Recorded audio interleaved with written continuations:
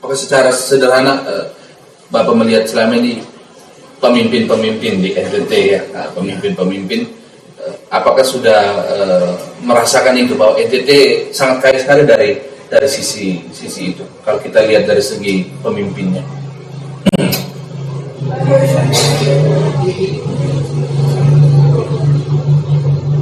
Pikir bahwa pemimpin-pemimpin kita di NTT mungkin mereka berpikir kita budaya kaya, tapi mereka tidak berpikir tentang musik yang kaya. Iya. Mungkin lebih ke budayanya. Lebih ke budayanya saja. Lebih lihat budayanya. Seperti tenun tadi. Iya. Bahwa NTT begitu kaya dengan musik dan ritme dan banyak pemimpin kita belum berpikir tentang saya melihat orang yang Iya. Saya berlihat sedikit dia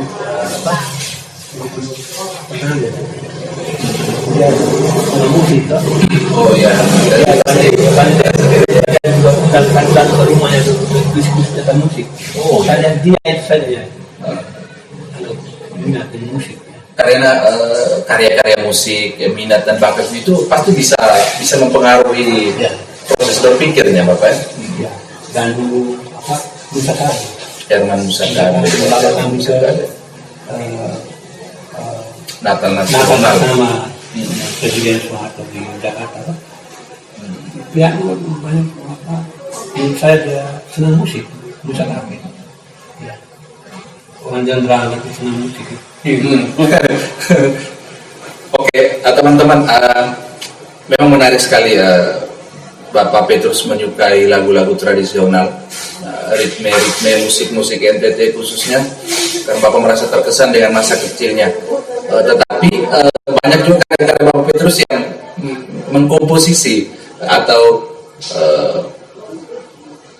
mengaransemen lagu-lagu zaman sekarang. Misalnya dulu kami pernah menyanyikan Love Is So Blue, atau ada lagu Munajat Cinta karya Ahmad Dhani pernah di aransemen. Bagaimana Bapak melihat musik-musik sekarang? Karena saya rasa Bapak juga tertarik dengan perkembangan genre musik saat ini. Pop Indonesia itu indah-indah. Indah-indah. Kita pop tahun 70-an, 80-an indah sekali. Itu lebih indah karena kekuatan mungkin. Syairnya juga kuat ya, syairnya ya, sastranya itu ada kan dengan sastranya. Kayak Kemuni, Iduri, lagu-lagu yang zaman nostalgia betul. Seandainya Bapak mau mengaransemen lagu-lagu yang zaman sekarang, itu bagaimana proses kreatifnya Bapak? Maksudnya karena saya yakini bahwa hal-hal seperti itu harus benar-benar, misalnya kita mengalami kehidupan zaman sekarang, kita hidup di era itu, kita hidup di zaman itu, saat itu baru kita bisa. Tetapi Bapak ini merupakan seorang yang sudah senior, tetapi masih bisa mengaransemen lagu-lagu yang genre sekarang. Bagaimana proses kreatifnya? Saya suka mengikuti zaman, terutama seperti sekarang lagu-lagu seperti Klik. Ya, Meli Go Slow punya ya. Dan anak-anak senang menyanyi karena mereka bilang ini lagu untuk kami, Bapak bisa ikut kami kok zaman. Iya. Bisa ya, kenapa tidak? Saat itu angkatannya kami yang pertama kali menyanyikan lagu itu, saya bersyukur sekali. Lagu-lagu ini seperti Hati Raja. Iya.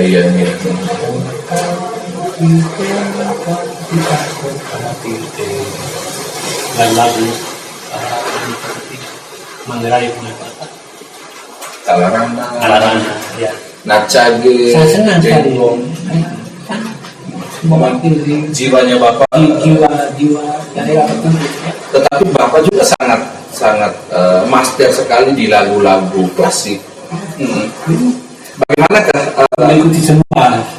Apakah ada semacam pertengkaran musik-musik itu di dalam? Iya, di dalam diri saya ada begitu banyak hal yang ada ya, itu klasik, etnik, ada semua bercampur baur. Saya harus bisa memilah-milah dan saya harus mencintai semuanya. Untuk itu saya harus belajar, masing-masingnya saya harus belajar. Klasik saya harus belajar. Sejarah musik saya harus belajar. Ya. Itu juga etnik saya harus belajar. Ya. Seperti lagu-lagu Manggarai, ya kita bisa lihat dari gerakan orang Manggarai, gerakan jalan orang Manggarai, bisa buat lagu. Dari melihat gerakan tubuhnya kita sudah bisa membuat lagu dari Manggarai. Bisa. Memang di dalam pribadi Bapak sendiri tidak mencintai satu genre musik saja. Semuanya. Apakah harus memang seperti itu supaya harus supaya kita bisa menjawab pertanyaan-pertanyaan orang-orang toh. Ada senior yang saya tidak mau sebut nama, tapi kalau sebut tanggung mereka tidak suka. Iya. Atau kelompok mereka tidak suka. Mereka suka hanya klasik saja. Ada senior yang suka dengan klasik saja, yang lain dia tidak mau. Iya. Dan mungkin menganggap orang-orang yang suka dangdut itu kampungan, suka deso. Padahal dangdut itu indah. Menyukai lagu-lagu daerah itu adalah sebuah kemunduran. Padahal kita berasal dari sana, baik secara budaya ataupun secara seni. Bapak Petrus, ketika cerita-cerita kisah, saya yakin juga belum semuanya. Tetapi yang saya ingin ketahui, pandangan Bapak Petrus tentang seni secara umum itu bagaimana? Seni secara luas. Dan Bapak alami, Bapak hayat itu. Seni itu kalau ungkapan dari manusia, ungkapan perasaan atau yang paling asli itu adalah seni. Ya. Sebuah melodi secara struktural kan melukiskan hidup itu sendiri, naik turun dengan ritme melodi yang naik turun secara horizontal dan vertikal, ritme dan melodi dan bergabung menjadi satu. Itu satu simbol dan kehidupan. Seni itu kan tanggal kehidupan. Sehingga orang yang berbudaya baik, seni yang baik, pada orang maju. Orang bisa dinilai menurut dia seni. Sampai pada seni itu bisa seperti Bapak bilang, orang yang berkarakter baik bisa dibantu dengan pemahaman atau aktivitas tentang seni. Betul. Memang karena seni sangat erat sekali.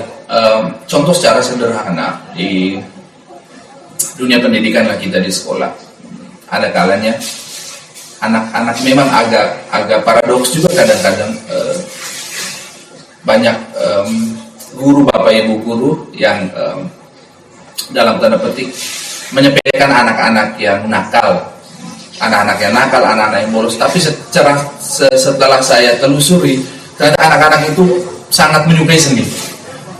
Ketika pada satu titik, misalnya contoh sederhana, ada pensi di sekolah, yang geliat yang muncul di panggung anak-anak seperti itu. Kira-kira bagaimana menurut Bapak hal-hal seperti itu bisa terjadi? Anak-anak yang nakal kadang-kadang tidak terlalu suka metode pembelajaran yang terlalu kaku. Ya, karena dia tidak suka yang dilakukan, ya. Seni itu kan bebas. Sifat dari seni itu kan luwes dan bebas. Seni itu kebebasan. Yang kaku itu aturan, itu bukan seni. Bukan seni, ya. Kaku. Memang, tetapi dalam perjalanan waktu, anak-anak itu yang tadi nakal, kita melakukan pendekatan seni, nanti di dalam proses latihan, proses pementasan kita membentuknya cepat. Ya. Anak-anak itu nanti dari nakal ya walaupun masih nakal, tetapi untuk hal-hal yang sedikit misalnya kurang ajar atau hal-hal bolos dan sebagainya, dengan sendirinya mereka akan ini. Apakah memang itu mempengaruhi jiwanya sampai pada jiwanya? Ya, seni itu kan jiwa. Kalau yang Bapak alami sekarang, pergerakan seni zaman sekarang, bagaimana yang Bapak lihat melalui tayangan media atau yang sekarang?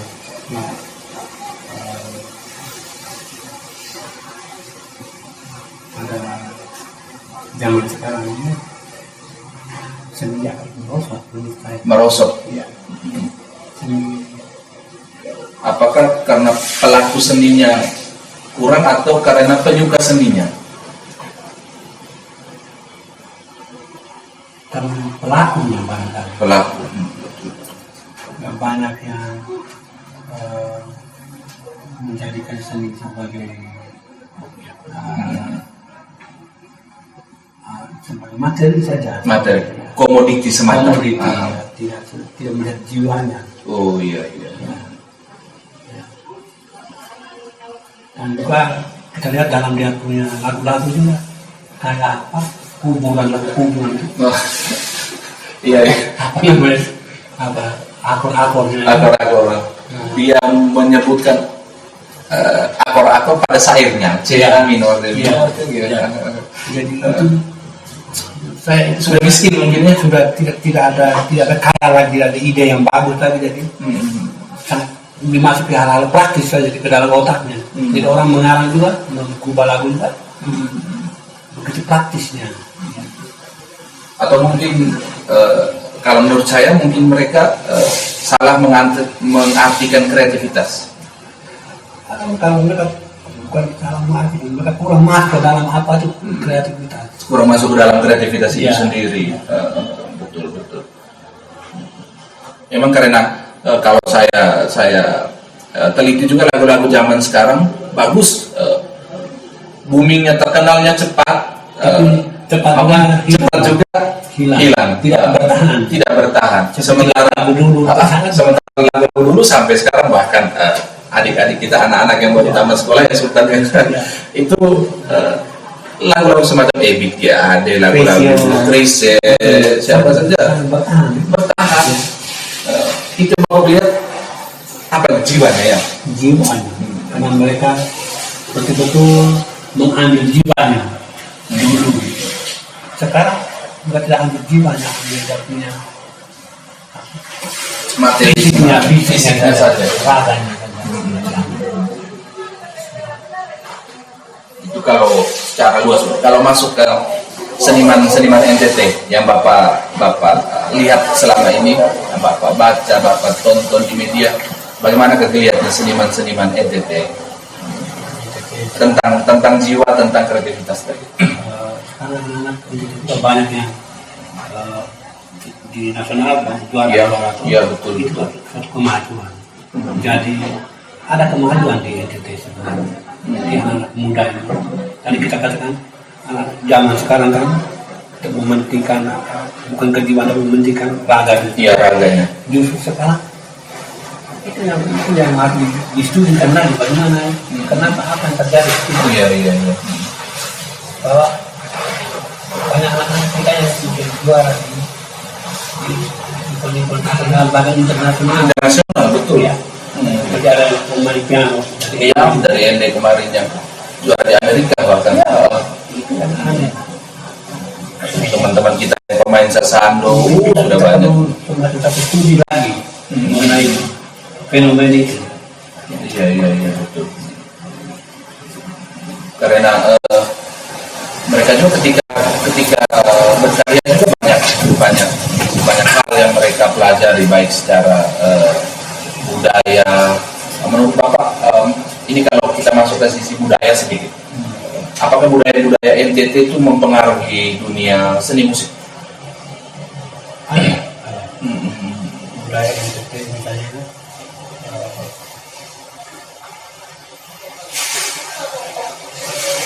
misalnya di dalam budaya kami misalnya ada istilah apa curi ilmu.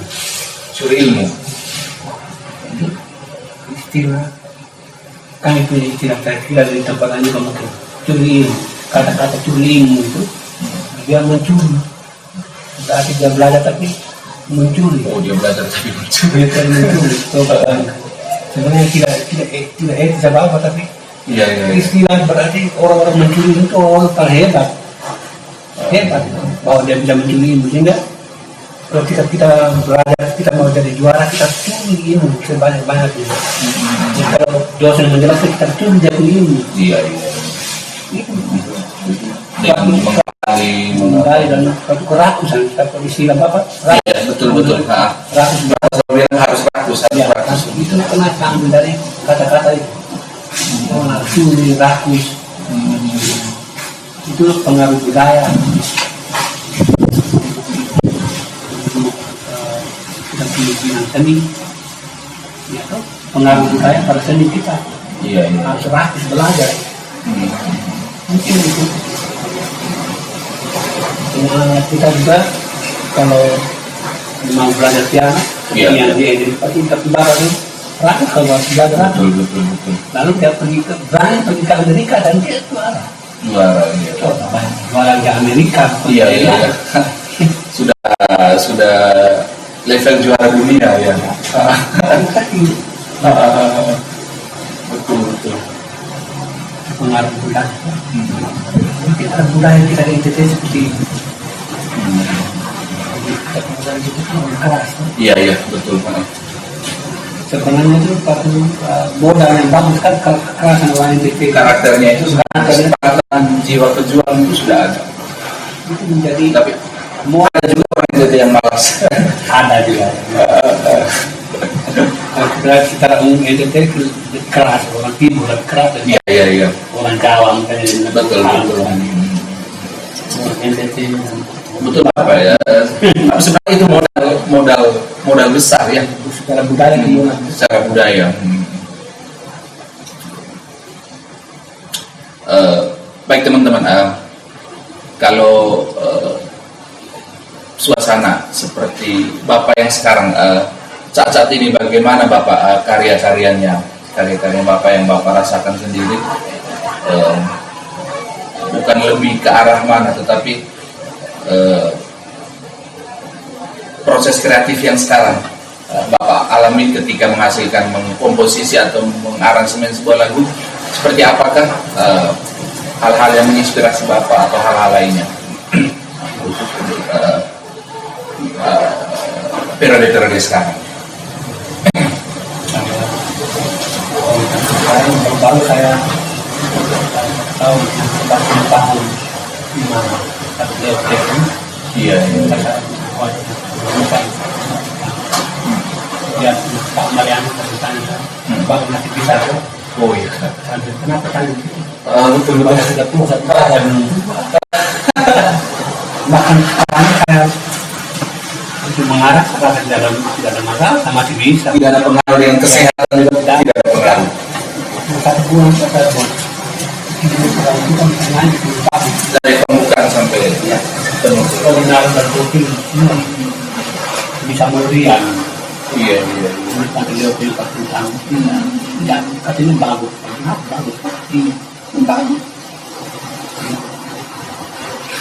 Berarti menurut Bapak usia, kesehatan itu tidak merupakan hal. Yang penting Ya, jiwa. mau bekerja. Mau dapat. Kita katakan pada diri kita engkau bisa. Iya. Umur berapapun engkau bisa. Bahkan umur 80 kan masih bisa. Ini saya 73 Bapak sedang 80 kan masih 7 tahun. 7 tahun masa 73 masih bisa menghasilkan 10 komposisi lagu tapi dalam waktu 1 bulan saja. Berarti jiwanya masih seperti dulu Bapak ya? Masih. Yang Bapak rasakan bahwa jiwa masih seperti dulu. Saya belum tua. Pasti akan ditonton oleh teman-teman mantan mahasiswanya Bapak Ya. Bapak masih seperti yang dulu, baik secara jiwa ataupun karya-karyanya. Ya. Belum berubah. Dan tidak akan berubah seperti mungkin harapan-harapan tentang seni NTT saat ini menurut Bapak seperti apa? Dengan punya budaya yang sudah seharusnya tadi. Ya. Banyak orang yang masih bertanya kepada saya bagaimana seperti ini. Iya. Saya jawab, NTT harus maju dan ada Pengkaderan. Jadi dalam pendidikan ada pengkaderan. Makanya saya suka ngomong tentang kader dan saya membentuk kader supaya ada lanjutan, ada berganti. Mungkin tentang pengkaderan ini Bapak, kadang-kadang juga ada niat untuk mengkaderkan atau bahasanya mungkin bagaimanakah misalnya saya mau dikaderkan oleh senior saya, bagaimanakah sikap saya, bagaimanakah pengetahuan saya atau apalah namanya, proses siapnya saya itu seperti apa supaya nanti bisa ada juga dalam beberapa kasus ketika sudah dikaderkan tetapi lemah juga. Itu yang Bapak lihatnya seperti apa? Ya, ada juga pengkaderan yang kemudian tidak tapi mau gagal gitu. Tapi saat ini pengalaman saya kaderkan orang dan berhasil semua. Iya. Tergantung pada orangnya dia mau melaksanakan titipan dari saya apa namanya istilahnya mandat dan saya sempat ada juga yang mungkin yang tidak mengikuti apa yang dimandati ada betul. Tapi yang selama ini saat ini kadang-kadang saya sebaik pun saya senang dengan mereka dan mereka bisa meneruskan apa yang saya mau. Iya. Salah satu juga tergantung pada orangnya. Salah satu saya juga merasa saya juga salah satu yang saya merasa karena mendapatkan banyak selain ilmu tentang pengetahuan musik, tapi ilmu tentang kehidupan sosial itu yang banyak saya dapatkan juga dari tempat ini, dari rumah ini. Tentunya untuk masa depan lah, kehidupan sosial entahlah apa namanya. Itu kasus tadi Bapak tentang kita yang siap dikader. Ada juga kasus bagaimana menurut Bapak kasus yang orang-orang yang tidak mau supaya ada kader, supaya mau dia semua. Secara perspektif seninya seperti apa? Tentunya saat lahir ada orang yang seperti itu ya. Sekarang katanya ada orang seperti itu. Dia mau mengkaderkan orang lain. Adakah? Ada.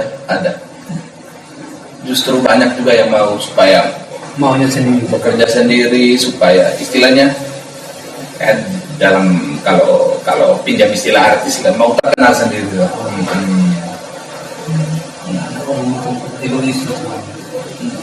Apakah seni musik juga berpengaruh terhadap karakter egois seperti itu yang Bapak lihat secara holistik?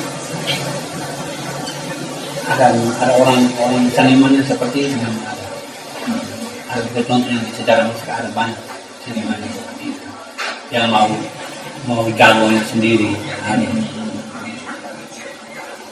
Tapi kebanyakan orang musik selalu baik-baik saja ya. Senang berbagi. Seharusnya seperti itu ya Bapak ya. Semakin kaya. Betul. Nasihat-nasihat Bapak dari dulu sampai hari ini pun tetap itu. Semakin kita membagi, semakin kita mendapatkan banyak. Menarik sekali, teman-teman. Sekarang Bapak melihat dunia sekarang. Kira-kira tips-tips apa yang bisa Bapak berikan untuk istilahnya seniman-seniman zaman sekarang, karena bagi saya Bapak salah satu maestro seni NTT. Teman-teman juga pasti butuh pendapat Bapak tentang bagaimanakah tips-tips bekerja di dunia seni, khusus untuk adik-adik kita, teman-teman kita yang masih mau terjun ke dunia itu. Pertama, kita dikasih mulai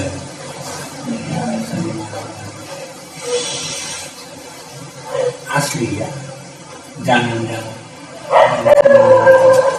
pura-pura jadi seniman ya, gitu.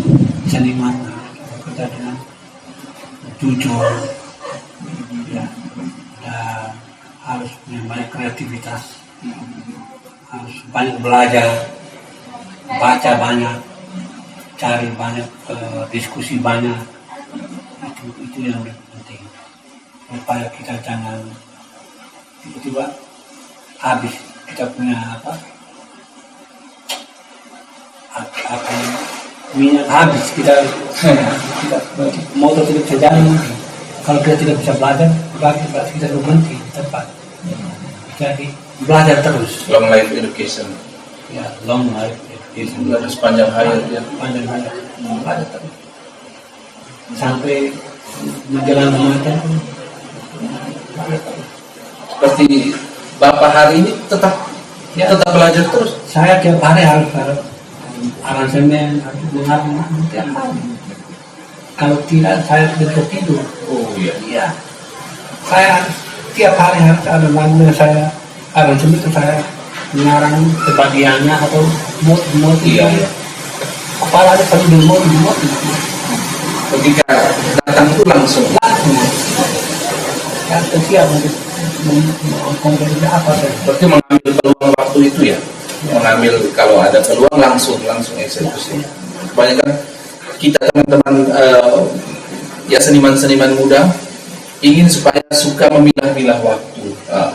Ketika misalnya ada ide, ada aktivitas seni yang seharusnya dieksekusi, tapi tunda dulu. Mungkin tantangan zaman sekarang ini seperti itu. Apalagi bagaimana Bapak melihat perkembangan teknologi saat ini yang menurut saya secara pribadi seharusnya membantu untuk para seniman-seniman muda berkarya. Bagaimana Bapak melihat perkembangan teknologi? Manfaatkan teknologi itu sebaik-baiknya. Kayak sekarang dengan tesi ya, Iya, teman ada. tidak bisa manfaatkan teknologi untuk membuat karya. Komposisi, orkestra, Iya. karena aplikasi software sudah menyediakan itu. Tapi tetap hal-hal yang seperti tadi kita bicarakan harus punya itu Bapak ya, jiwa Seperti yang aku buat sepakat. sekarang ini, saya buat sekarang. Betul. Dan saya Mengisi. suatu yang bagus sekali, bisa mempengaruhi banyak orang. Ini latih dan harus dibuat. Jadi kemajuan teknologi media, Iya. sosial media. Banyak teman-teman seniman saat ini yang dalam tanda petik cepat menyerah. Itu Bapak melihatnya dari sisi apa? Cepat. Mau jadi seniman, ada niat jadi seniman, ketika terjun ke dunia capek dan lain sebagainya, terus stop atau apa? Itu orang itu harus dibimbing. Dia harus mencari teman yang baik untuk bisa Lingkungan juga mempengaruhi dia. Karena itu banyak pengaruh lingkungan, pergaulan. Ya. Ada banyak orang yang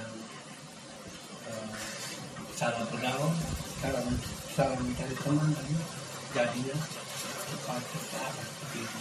Iya. Ada.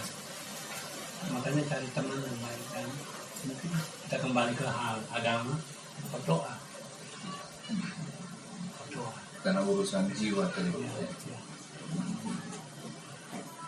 Ada meditasi, doa. Ya, orang sana pun tak bisa meditasi, harus berdoa. Saya bisa ngarang apa, saya berdoa. Iya. Saya meditasi. Waktu dalam meditasi kita menemukan banyak motif-motif. Dan itu Bapak jalankan sampai hari ini setiap hari. Ya. Dan berdoa. Seperti lagu Bapak yang sekarang marilah kita masuk rumah Tuhan ini. Iya. Saya doa itu. Nah, cerita sedikit lagu itu karena lagu itu sampai sekarang itu dari tahun Sekarang menjadi kemarin baru di pemuda di Indonesia di Polandia menyanyikan lagu. betul. Ada videonya saya lihat itu. Itu Bapak melihatnya seperti apa? Nah, tentunya Bapak senang pasti ya, karena begini saya waktu itu memikirkan sebuah gereja di puncak, terus orang menuju ke gereja itu. Jadi, marilah kita masuk rumah Tuhan. Jadi mari masuk rumah, jadi seperti orang mendaki. Mari. oh, Puji ikuti. ngos-ngosan aja supaya Nona sedang menari ke ke puncak gunung. Iya. Jadi saya ingat gereja yang ada di puncak. Itu dari doa itu saya Iya. mengarang lagu itu.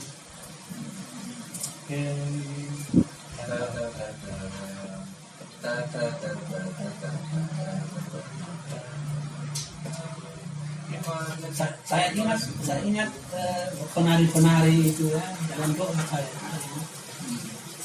Saya ingat lagu itu.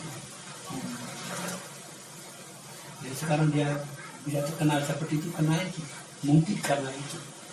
Karena dia berasal dari sebuah renungan. Iya. Saya sangat tertarik itu Bapak, maksudnya ya dalam perjalanan yang masih pemula seperti ini ya, hal-hal yang seperti Bapak sampaikan tadi, misalnya kalau seandainya kita sudah memikirkan satu objek pemandangan atau ada inspirasi untuk menghasilkan karya, harus segera dikerjakan.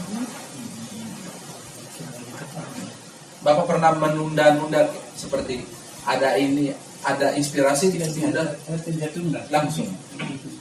harus kerjakan. Makanya saya harus kerjakan dulu baru tidur. Oh, Pernah dalam kala kerjaan mama ganggu sama Oh. ganggu saya. Masih sementara Hilang semua. hilang. Tanya saya mari makan. Hei, jangan ganggu saya. Sementara Itulah ada semacam apa ya Bapak, semacam kepuasan tersendiri ketika proses-proses kreatif itu berjalan. Jangan diganggu. Udah sambung terus. Kalau ganggu udah berhenti. Dan itu hilang. Hilang. Panggil lagi yang Harus baru. panggil lagi itu dia susahnya. Bapak panggilnya seperti apa? Panggil itu memang panggil motif lain. Panggil lagi motif lagi, masuk lagi. Ya, masuk lagi motif lain sekali. Kan pernah ada di karya-karya ganti motif pernah. Saya ini kan diganggu, saya marah, panggil motif lain. Ada yang mau lomba lagu gitu, misalnya dulu mau lomba lagu Narsi NCT ini. Iya. Ada dari Kupang, dari Pos Kupang, ada minta lomba lagu Mars dan Himen itu. Mama ini pakar saya. Oh iya. Saya berencana pakar saya sedang ngarang lagu-lagu apa gereja waktu itu. Iya. Lagu-lagu Paskah. Saya sedang ngarang lagu-lagu Paskah, tunggu dulu jangan ganggu saya dulu. Iya. Tetapi malamnya isi saya juga pernah juga ya. Jadi saya kerjakan malam itu. Iya. Mas dan Himen jadi malam saya kerjakan. Besoknya saya ngerti, saya beli ini Jadi dalam waktu satu malam. Sudah lihat ini. Dia bilang, sudah buat apa? Saya sudah. Sekarang saya kirim. Sekarang saya pergi kirim. Ternyata juara dua-duanya saya juara. Oh. Mas dan Himen NTT waktu Musa KB. Tahun berapa saat itu? Itu karena saya marah. Oh, karena marah. Saya marah. Bekerja dalam marah. Dalam kemarahan. Karena saya mau buat lagu Paskah ya. Waktu itu. Bisa Paskah. Iya. Dari mana? Minta saya Bekerja dalam kemarahan dan jadi. Besok saya tunjuk dia tapi Itu bagaimana Bapak membagi situasi itu di dalam di dalam batinnya Bapak ketika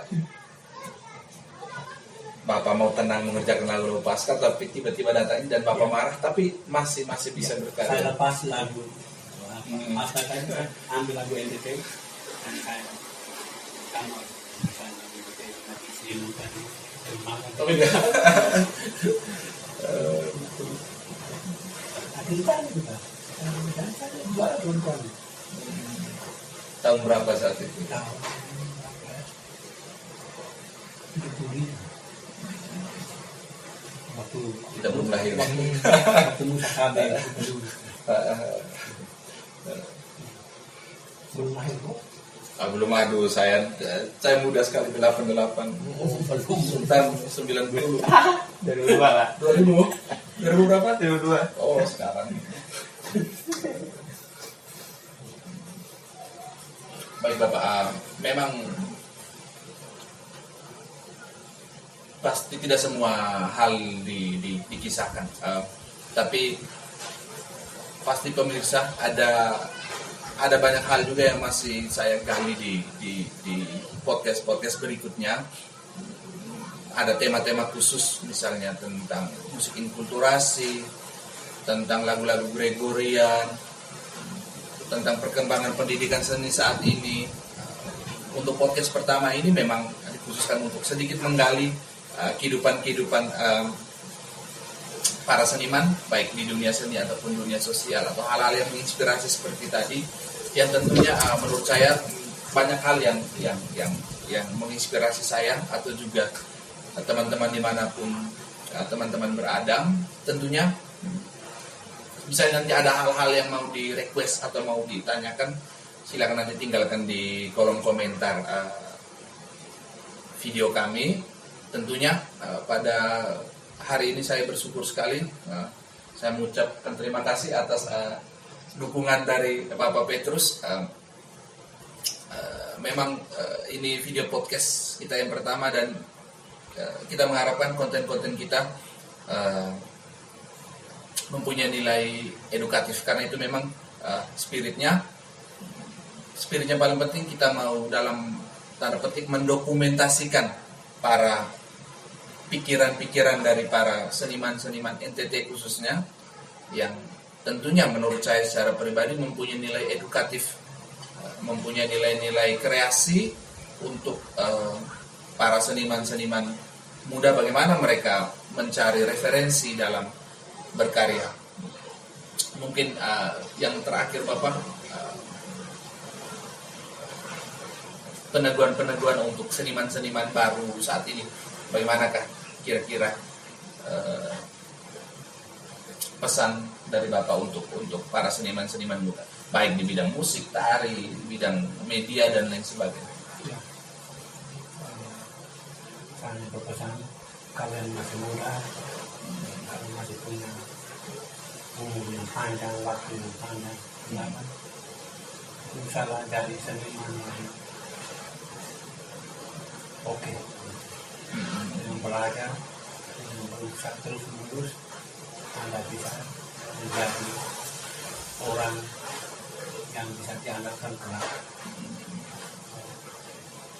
Sekarang kamu belum merasakan itu, tapi mungkin sedalam waktu 20 tahun kamu akan menjadi orang yang berguna bagi nusa dan bangsa, bagi NTT tidak tertinggal. Jadi kamulah orangnya, tidak siapa-siapa, kamulah orangnya. Bisa. Kamu bisa. Oke, kamu bisa. Baik teman-teman, untuk kali ini kita cukup sampai di sini.